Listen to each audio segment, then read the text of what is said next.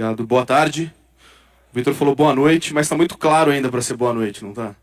Boa tarde. Eu quero primeiro agradecer o convite, Pastor Fábio, oportunidade de podermos estar juntos aqui no momento de aula, mas também no momento de culto a Deus, né? Com certeza.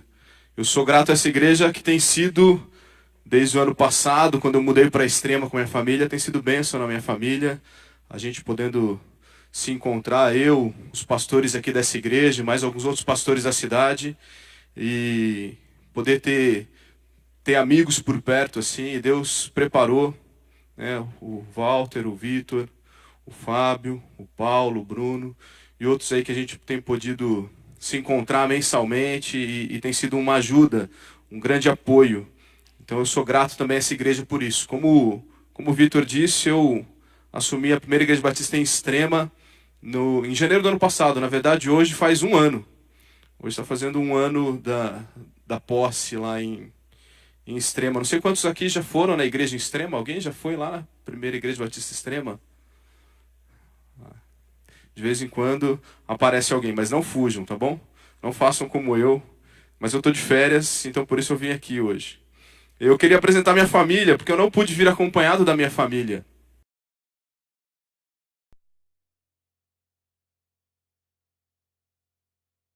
A família que está aqui, né? Então minha esposa Fabiola e meus filhos, o Pedro e a Mariana, eles estão em Campinas. Eu queria pedir que os irmãos lembrassem de orar pela Mariana.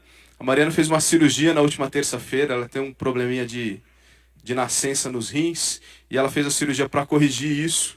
Mas eu não queria que os irmãos orassem pedindo pela vida dela, eu queria que os irmãos orassem agradecendo pelo que Deus já fez. A cirurgia foi muito bem sucedida, Deus deu esse privilégio para a gente, esse cuidado, e ela tem a expectativa aí de estar com o problema, a sua situação resolvida, mas eu sou grato por tudo que Deus já fez até agora. Né? Com 3 anos não é fácil estar numa mesa de cirurgia, mas eu acho que os pais sofrem mais do que ela. Ela nem vai lembrar disso no futuro, e é a gente que vai contar as histórias. Mas essa é a minha família, e quando os irmãos quiserem nos visitar lá em Extrema, ou principalmente lembre-se de orar por nós, e principalmente pela igreja lá em Extrema. Tá bom? O tema que eu propus aqui para falar nessa tarde, nessa noite, é integridade. Essa igreja é uma igreja reconhecida por uma igreja que tem uma boa estrutura de ensino. Né? Vocês têm uma EBD muito bem estruturada, eu sei que há uma boa frequência na EBD. Então, talvez eu corra o risco aqui de ser repetitivo para alguns dos irmãos, mas na vida cristã, algumas coisas a gente precisa realmente ouvir de novo e de novo. Então eu creio que, mesmo se você estudou algo parecido, ou exatamente esse tema há pouco tempo, não vai ser tempo perdido. Tá bom? Eu creio que Deus pode nos ensinar, nos desafiar nessa noite, através desse tema, porque eu creio que isso é um tema relevante. Os irmãos creem que pensar em integridade em nossos dias é relevante? Eu creio que o nosso país, ele clama por integridade. Nós estamos realmente no meio de uma crise econômica, talvez com algumas mudanças, uma expectativa de saída, mas certamente numa crise política muito grande. Mas eu ainda continuo acreditando que a maior crise que há em nosso país nos dias de hoje é a crise moral. E o nosso país clama por pessoas mais íntegras. Integridade é opcional hoje em nossos dias. Parece ser opcional. Mas o subtítulo que eu coloquei aí é que ela é uma característica essencial de todo cristão. Não deveria ser algo que a gente encontre em alguns de nós. Mas nós, Igreja de Cristo, estamos aqui reunidos, todos nós deveremos ser reconhecidos pela nossa integridade. Mas infelizmente, mesmo entre nós, não tem sido assim. Por isso que, ainda que ele possa ser um tema batido ou repetitivo, eu creio ser relevante, porque a gente precisa pensar e viver de uma maneira mais íntegra. Viver, né? Porque também a gente tem desenvolvido como igreja uma capacidade de pensar muito em muitos temas, né?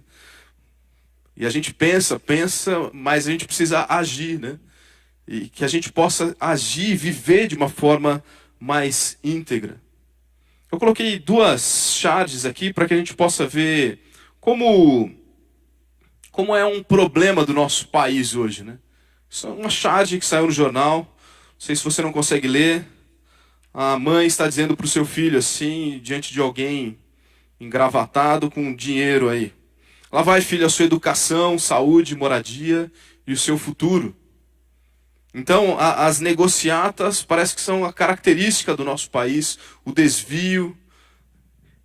Hoje, pela manhã, eu estava conversando com o pastor da igreja presbiteriana lá de Extrema, e ele estava falando assim, como a cidade de Extrema é uma cidade pequena, mas com uma capacidade, um poder financeiro muito grande, proporcionalmente ao tamanho da cidade, uma cidade de muitas riquezas, mas que não tem muitas pessoas interessadas no bem-estar da população, na melhora para a população. Inclusive, a gente estava questionando a ação de alguns que lá, no caso, tem entre os 11 vereadores, 2 que são pastores. E questionando a própria ação deles. O que levou esses 2 pastores a estarem lá e o que eles têm feito em prol da população? Infelizmente, nossa conclusão foi que nada ou muito pouco. Porque o interesse continua sendo pessoal. Não importa se alguém vai ser prejudicado pela minha atitude, pela minha ação, pela minha desonestidade. O importante é eu resolver para mim, aqui o que é importante para mim. Eu estar bem comigo ou beneficio alguém que está perto de mim, do meu interesse. Isso é uma característica da falta de integridade. Outra charge, também de jornal, 2 mulheres conversando e uma diz: lembra do filho da vizinha? Virou bandido. E a pergunta da outra é: de qual ministério? Deveria ser triste, não cômico.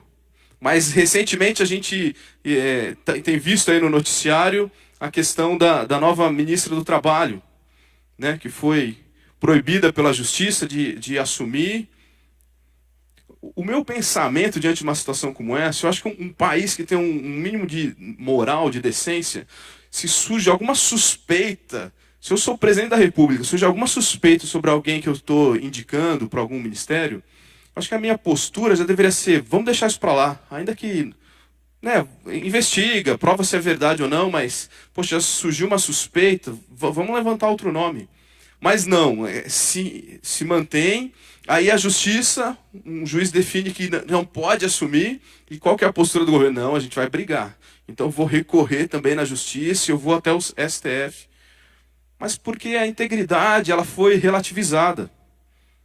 Nosso país clama por integridade, a nossa sociedade clama por pessoas mais íntegras. E talvez você, dia após dia, está aqui nesse início de noite, clamando e pensando já esse ano, que é um ano de eleição, o ano das eleições mais importantes que a gente tem, a gente vota em mais gente e para os cargos de mais importância, e você clamando por políticos que sejam íntegros. E você pesquisa de um, e daí você defende a bandeira de um, aí você descobre que ele está envolvido com a Petrobras. Você defende a bandeira de outro, ele está envolvido com a Odebrecht. Você defende a bandeira de outro, ele tem um caso de pedofilia, né? E você precisa, e nós como cidadãos precisamos de políticos íntegros, mas a gente não acha.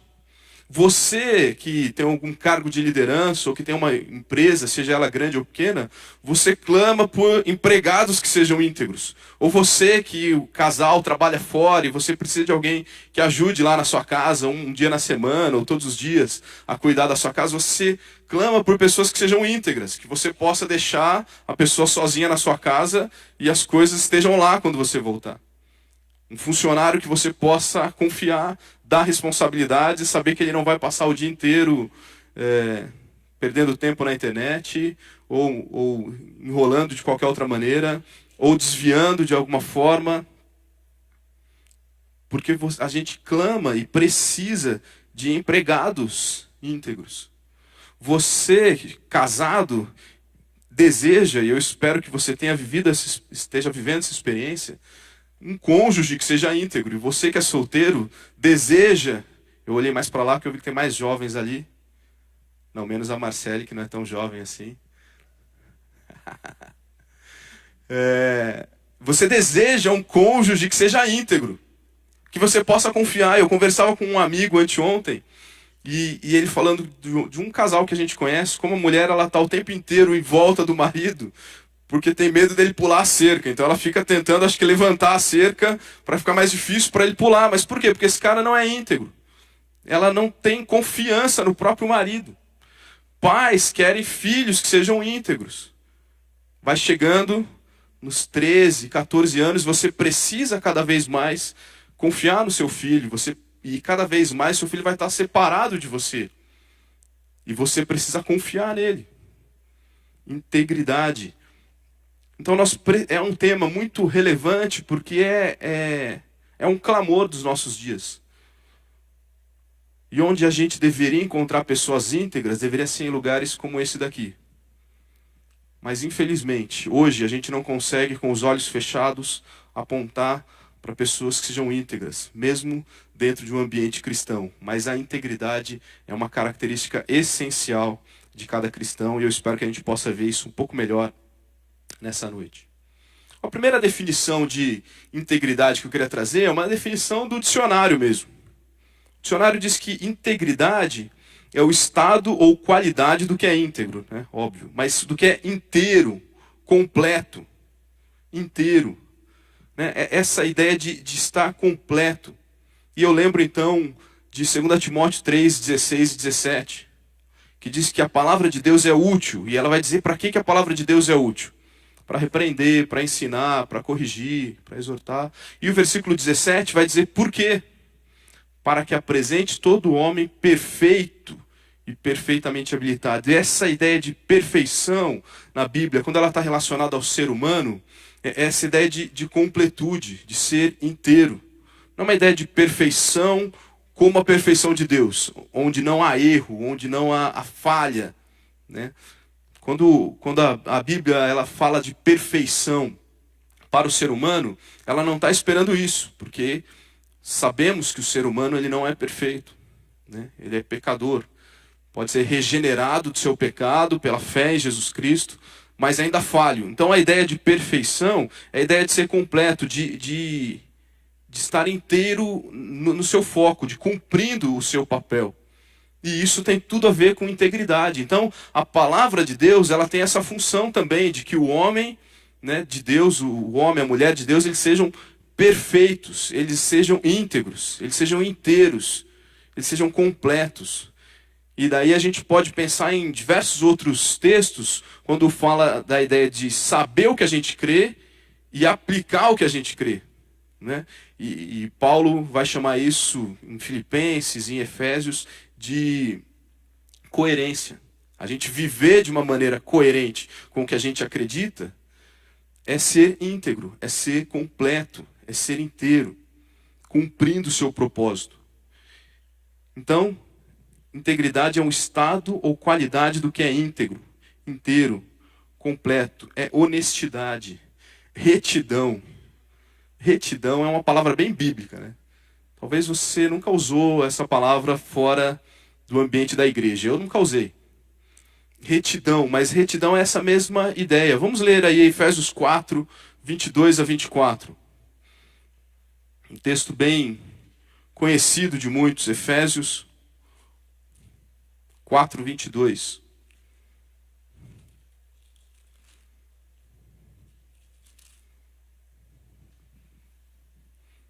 Porque esse texto nos ensina que retidão é característica de quem nasceu de novo. Quem nasceu de novo é reto, é íntegro, é honesto. O capítulo 4 de Efésios é um capítulo que me fascina muito, porque ele é muito prático, né? E ele vai dizer, com todas as letras, o que a gente deveria fazer. E depois desse texto aqui, a partir do versículo 25, ele vai dar alguns detalhes bem práticos para que você não tenha dúvida de como ser íntegro, de como ser honesto. Mas nos versículos 22 a 24, ele dá a motivação. Porque ele diz assim, no sentido de que, quanto ao trato passado, vos despojeis do velho homem, ou seja, você nasceu de novo. O que é velho fica para trás, né? Deixa isso para trás. O velho homem ele se corrompe segundo as concupiscências do engano. Mas agora vos renoveis no espírito do vosso entendimento e vos revistais do novo homem, criado segundo Deus, em justiça e retidão, procedentes da verdade. Nós sabemos que a palavra de Deus é a verdade, nós sabemos que Cristo é a verdade, a personificação da verdade. Então, justiça e retidão são características de quem deixou para trás o velho homem, de quem nasceu de novo. Isso é muito importante para a gente continuar nosso estudo aqui sobre integridade. Então, fique com essa informação aí, retenha essa informação. Retidão é característica de quem nasceu de novo. Tá bom?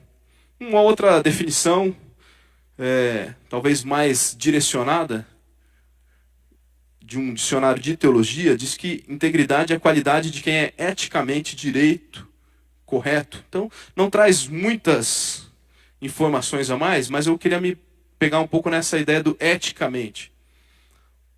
Porque todo mundo tem uma ética. Agora, a nossa ética não é definida por nós mesmos. Você, como cristão, você não define o que é correto e o que não é correto. O pastor Gessé também não define para a igreja o que é correto e o que não é correto. A palavra de Deus define o que é correto e o que não é correto. Então a nossa ética, para sermos direitos, para sermos corretos, a nossa ética é uma ética bíblica. É uma ética revelada, não é uma ética criada, inventada por alguém. Porque na nossa cultura brasileira, é eticamente correto você levar um pouco de vantagem sobre o outro. Não é? Não é uma das características do brasileiro? O importante é levar vantagem. A famosa lei de Gerson. Para quem é mais velho. Aí agora era a hora de eu brincar com o Fábio, mas ele está de férias, né? Mas para quem é dessa época aí, a lei de Gerson. Mas a nossa ética cristã está acima da cultura brasileira. Está acima da cultura pós-moderna. Está acima da cultura bragantina ou qualquer outra que a gente possa pensar. Então, o que define para a gente como nós vamos ser íntegros é a nossa ética. E a nossa ética é a ética revelada pela palavra de Deus. Agora eu queria pensar em dois textos com a seguinte pergunta. Por que então ser íntegro? Se não bastasse para você, se não fosse suficiente. Porque é característica de um cristão, eu quero mostrar dois outros textos que nos ajudam a perceber isso. O salmista, no Salmo 15, os dois primeiros versículos, ele faz duas perguntas. No primeiro versículo ele faz duas perguntas que ele responde no versículo seguinte, né? Então ele vai dizer assim: quem, Senhor, habitará no teu tabernáculo? Quem há de morar no teu santo monte? O que o salmista está dizendo? Quem pode ter relacionamento com Deus? Quem que vai morar com Deus? Quem que vai viver perto de Deus? E a resposta é o que vive com integridade. Pratica a justiça e de coração fala a verdade. Integridade é característica de quem nasceu de novo.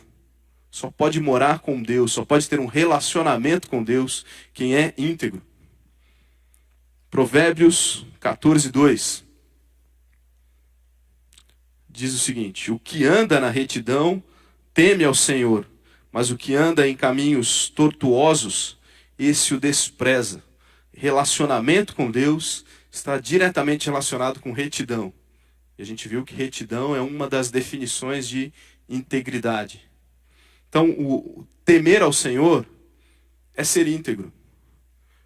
Quem aqui na igreja tem jeitão de crente, mas de segunda a sábado vive como bem entende, demonstra que não teme ao Senhor. O que aprendemos aqui, o que ouvimos aqui, o que ensinamos aqui, ele é fundamental que seja vivido dia a dia na nossa vida. Porque o lugar mais fácil de ser ou de parecer íntegro é aqui na igreja, né? Porque na igreja você já sabe a roupa que você tem que usar. Como uma igreja muda um pouco de igreja para igreja, eu perguntei para o Walter, como que eu posso ir vestido lá? Mas basicamente você sabe. Aquela roupa jovem que você vai no baile funk, você não vem no culto de jovens, você não vem na IBD. Aquela você deixa guardada. Espero que você não tenha. Mas você sabe como se vestir, você sabe que palavras você falar. Você não vai chegar aqui no microfone e usar um monte de gírias e falar um palavrão. Então aqui você está moldado, mas o que nós temos aprendido aqui tem que ser demonstrado no dia a dia. E o dia a dia vai demonstrar se nós tememos ao Senhor. Porque se nós andamos de uma maneira íntegra, se nós somos confiáveis o tempo inteiro, se nós somos corretos, se nós somos inteiros, completos, independente de supervisão, você está demonstrando se você teme ao Senhor.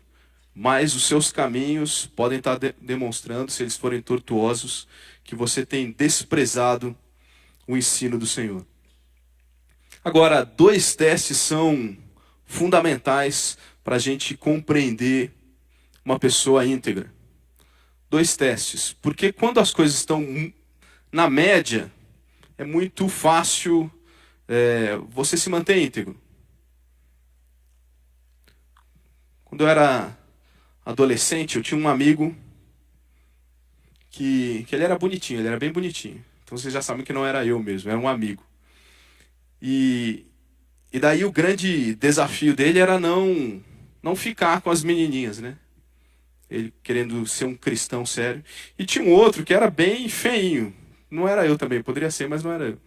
E esse falava assim, não, isso aí é fácil, cara, não sei como você cai nisso. Mas é porque ele não tinha oportunidades. As menininhas não queriam ele, mas as menininhas estavam no pé do outro e ele tocava. E os músicos, né, quem está aqui na frente, às vezes sempre está em evidência. E era um desafio para ele. Então, quando as coisas estão na média, é fácil para aquele cara, o feinho, dizer assim, não, isso é fácil. Ele não tinha tentação, né? Ninguém estava no pé dele. Mas 2 testes de extremos, eles vão revelar a nossa integridade. O teste tanto da adversidade quanto da prosperidade. Porque quando as coisas estão muito ruins, como que você se relaciona? Como que você se mantém? E daí, talvez o grande exemplo possa ser Jó. Quando a coisa fica ruim mesmo, o que você faz? Nega teu Deus e vai fazer o que você quiser? Ou você se mantém correto, mesmo quando as coisas estão ruins? E muitas adversidades podem surgir, né?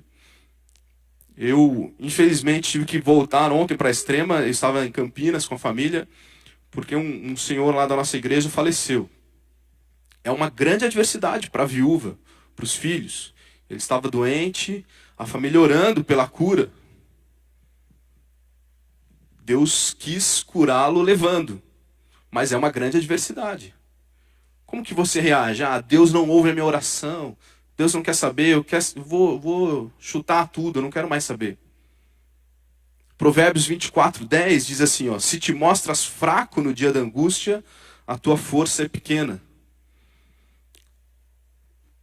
E talvez poderia ter uma classe de um bimestre aqui da IBD ou mais, trabalhando só o tema adversidade. Como Deus usa a adversidade, situações difíceis, situações adversas, para moldar o cristão, para ser cada vez mais parecido com o que Deus pretende, em rumo à perfeição. Não é essa a ideia?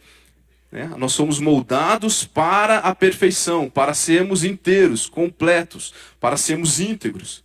E na adversidade, você vai mostrar se você é íntegro ou não. Quando a sua conta está estourada e você achou um dinheiro aqui na igreja que você sabe de quem é. Ah, Deus, mas eu preciso tanto. Nessa hora você vai mostrar se você é íntegro ou não. Talvez quando sua conta ali está tranquila, isso não vai ser uma tentação para você, mas numa adversidade, como você vai se mostrar íntegro? Agora, o outro extremo também é muito difícil. O extremo da prosperidade. Quando as coisas estão bem demais, tranquilas demais, que eu acho que eu nem preciso mais de Deus. E daí eu vou viver do jeito que eu quero. Provérbios 27:21 diz, como o crisol prova a prata e o forno o ouro, assim o homem é provado pelos louvores que recebe. Quando você está muito em evidência, quando as coisas estão muito tranquilas.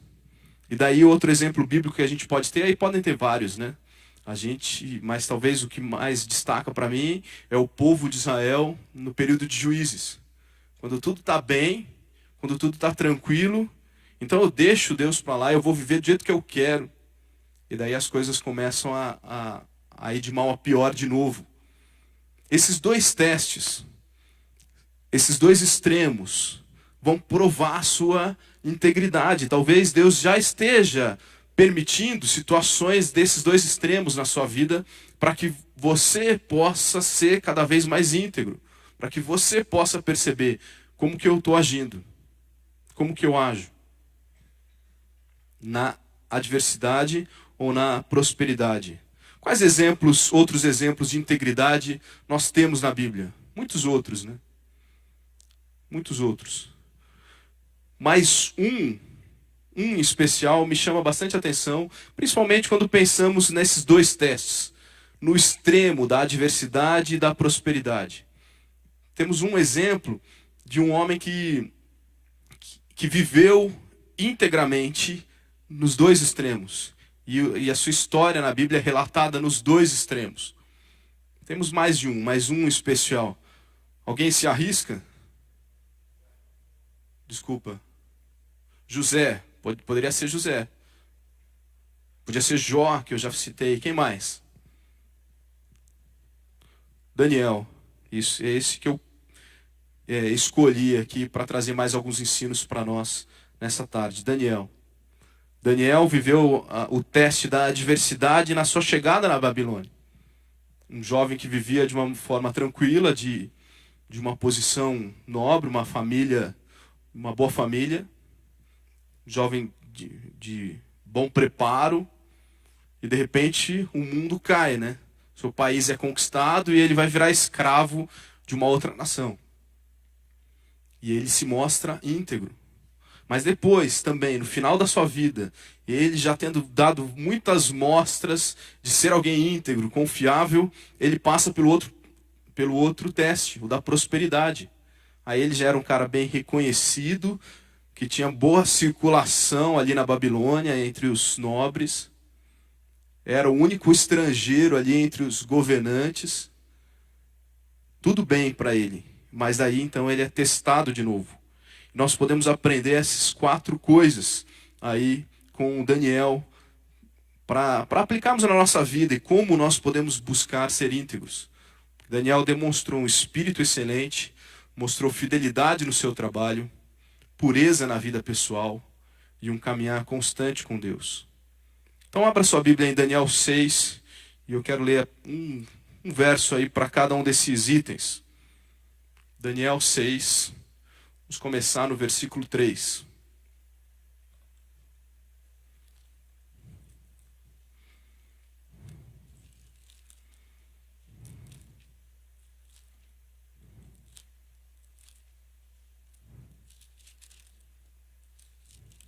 Certamente, meus irmãos, esse texto que nós vamos trabalhar aqui tem muito mais do que nós vamos trabalhar aqui nessa tarde. Então, a proposta hoje não é uma exposição de Daniel 6, mas é só pensarmos em como aplicar a questão da integridade na nossa vida a partir do exemplo de Daniel.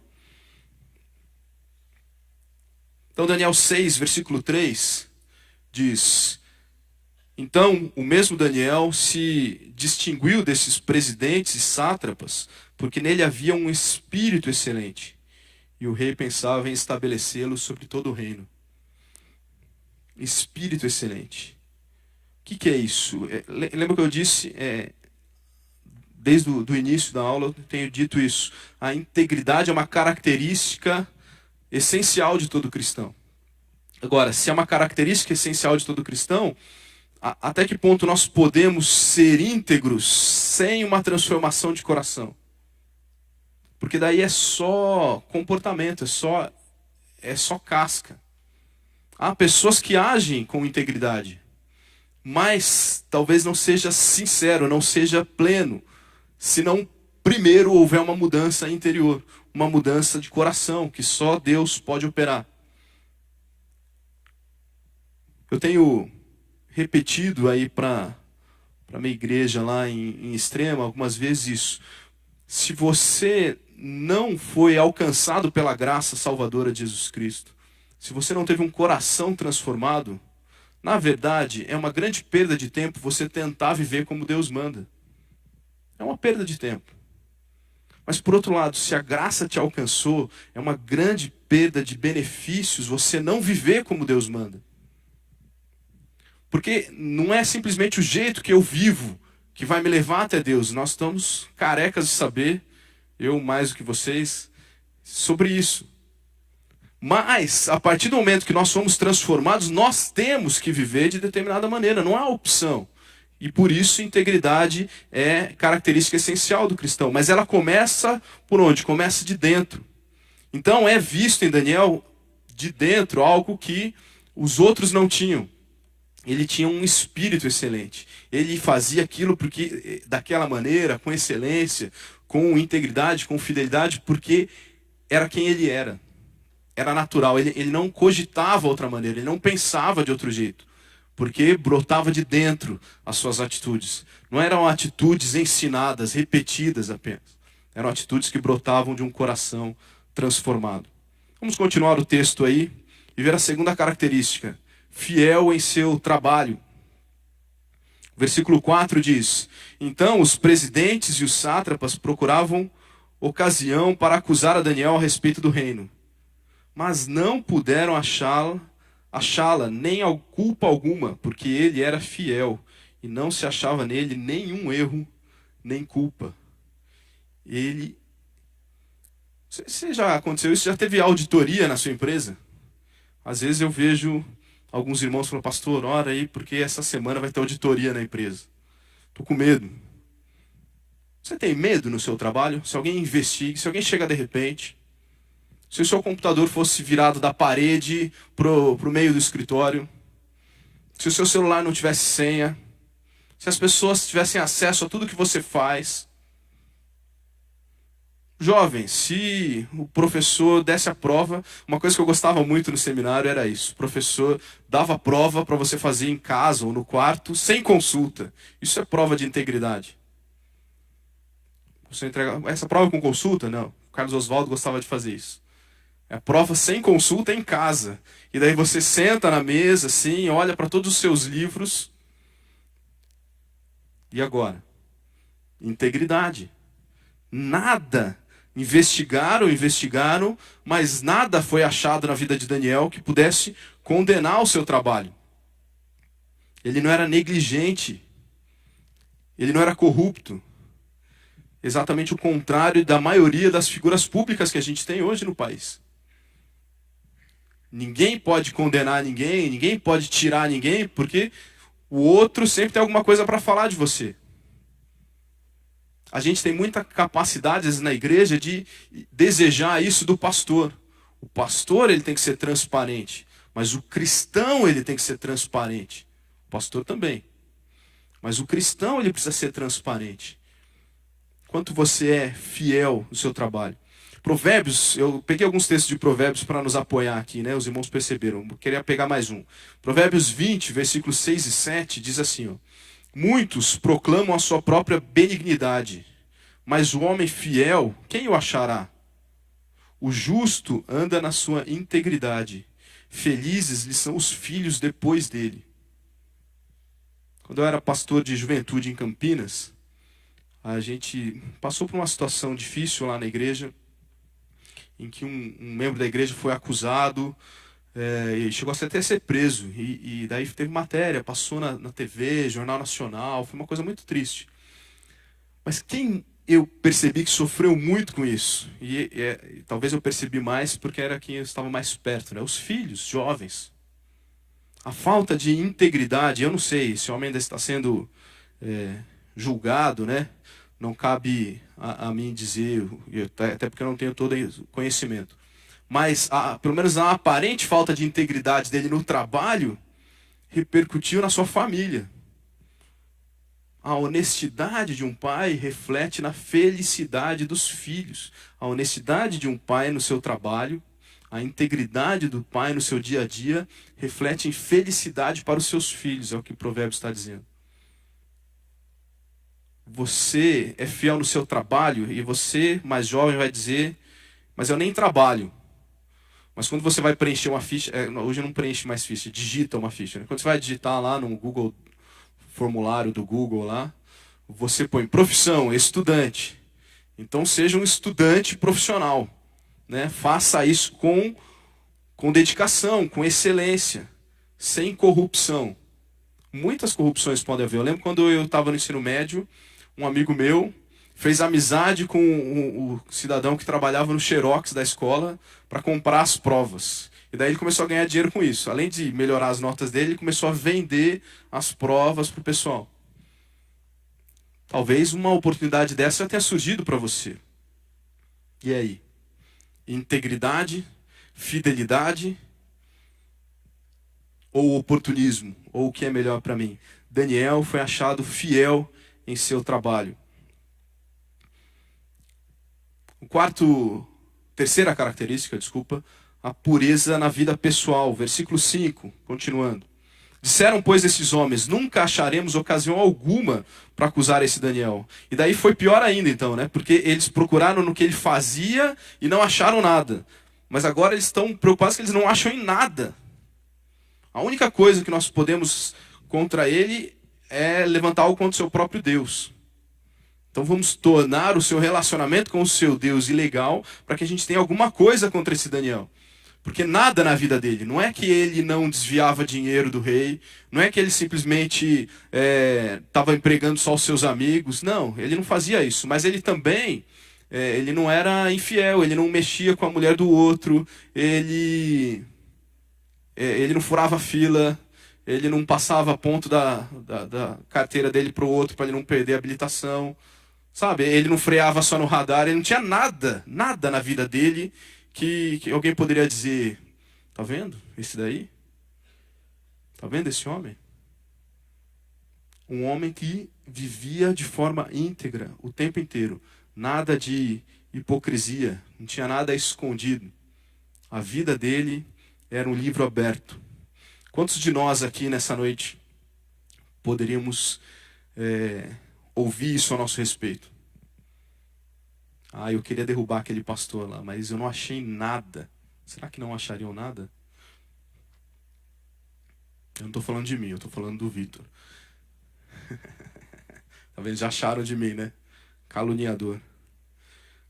Mas por quê? Agora, a quarta característica, ela explica as outras. Por quê? Porque Daniel tinha um caminhar constante com Deus. Constante com Deus. Então vamos pular até o versículo 10.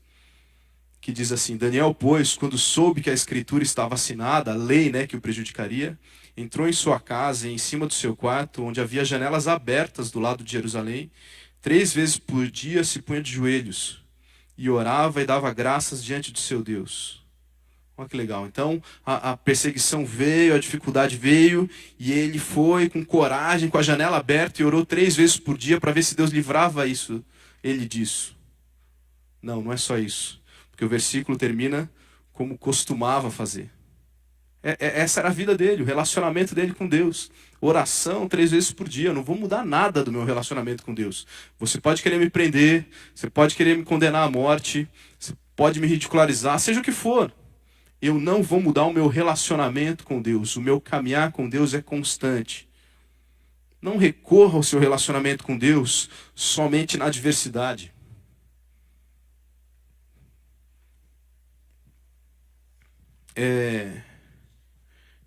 Eu tenho falado mais de jovens, porque eu acho que eu fui mais tempo pastor de juventude, Walter, não estou pegando no seu pé, cara, do que o pastor da igreja, né? Eu sou 1 ano só como pastor dessa igreja.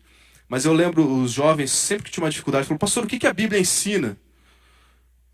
Porque a grande dificuldade, às vezes, do jovem hoje é que a Bíblia não é o Google, né? No Google você chega com o seu problema, coloca lá a pergunta, ele já tem uma resposta na hora. Mas a Bíblia, ela não é uma enciclopédia. Para quem não é do tempo do Google, ela não é uma Barça, que você procura lá o volume com a letra adequada e tem uma resposta. O nosso relacionamento com Deus através da Bíblia ele precisa ser constante. E precisa ser muito anterior, porque quando chegar a situação, eu já sei como desviar, eu já sei para que lado que eu tenho que ir, eu já sei o não que eu tenho que dizer, eu já sei até onde eu posso dizer sim. Não quando as coisas agora já deram tudo errado, e agora? O que a Bíblia fala? Minha namorada está grávida, pastor, e agora? O que a Bíblia fala? Eu posso abortar ou não? Eu falo, não, cara, a Bíblia, se você conhecesse, você saberia que ela não teria nem a possibilidade de engravidar, a não ser que ela fosse Maria. né, do Espírito Santo. Então a gente não pode só reagir no nosso relacionamento com Deus. Integridade não é só quando um dos testes vem, seja da adversidade, seja da prosperidade. O nosso relacionamento com Deus ele tem que ser constante. Só assim nós poderemos ser íntegros e viver uma vida íntegra. E esse então é meu desafio para mim, para cada um de nós aqui, com essa aula e com esse exemplo de Daniel. Viva com integridade. Então, em primeiro lugar, um espírito excelente. O que isso vai te remeter? Eu preciso, previamente, ter conhecido a Deus. Eu preciso ter tido um coração transformado, porque não são só atitudes. O relacionamento com Deus, uma vida de integridade, não é você fazer tiques numa lista de podes e não podes. Ah, a calça é assim. Ah, a saia é tal tamanho. O cabelo é desse jeito. E você vai ticando. Né? Ah, no trabalho eu faço isso. Se for um presente de tantos reais, eu recebo. Não. São atitudes que brotam de dentro de um coração transformado. É a intenção. Por que dizer sim e por que dizer não? Mais importante, às vezes até do que o próprio fato, do sim ou do não que você disse. Tudo isso só é possível, e vamos para o último, por conta de um caminhar constante com Deus. Caminhar constante com Deus. Se o nosso relacionamento com a palavra de Deus ela se resumir ao domingo, ainda que seja bom, eu vim na EBD, provavelmente no culto, ainda que está muito cheio aqui, a igreja está de parabéns, eu não sei quanto que é a média normalmente, mas eu sei que é a média de participação das pessoas na EBD tá uma adesão muito grande aqui, eu achei muito legal. Mas ainda que você venha na EBD, no culto vai ter mais gente, você vem no culto, você é jovem, vem no sábado também, você participa de um pequeno grupo, mas você não pode resumir o seu relacionamento com Deus aos eventos que a igreja promove. Ainda que eles sejam bons, ainda que eles vão te ensinar, ainda que você não deve abandoná-los. Mas o nosso relacionamento com Deus tem que ser pessoal e constante. Caminhar constante com Deus. E daí, como que eu vou expor isso? Seja no meu trabalho, e trabalho aí de novo, quero deixar claro, na minha ocupação principal. Talvez você é uma dona de casa, mas a sua ocupação principal é o seu trabalho. Ainda que talvez você não seja financeiramente remunerado por isso. Na minha vida, pessoal, no meu relacionamento com o vizinho, meu relacionamento com outros aqui na igreja, pureza. De novo, queria lembrar da conversa que eu estava tendo com um amigo na sexta-feira. E ele mencionando de uma jovem senhora lá da igreja. E ela é uma jovem bonita, e ela reclamando assim, a dificuldade que ela tem, como muitos homens da igreja dão em cima dela. E ela tem dificuldade, porque ela pensava assim, poxa, eu achei que aqui seria diferente, porque eu já tinha acostumado com isso. Porque quem é bonito a vida inteira, né? Já sempre foi. Mas ela falou assim, na igreja eu achei que seria diferente. Tanto solteiros, e para o meu maior ainda decepção, se a decepção pode piorar cada vez mais, quanto casados.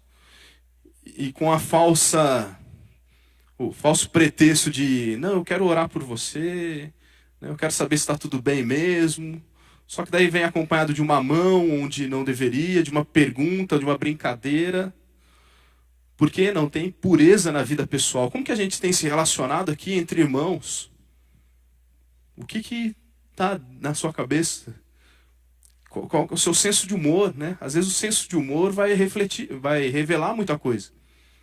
O que é engraçado para você? Algo puro ou algo impuro?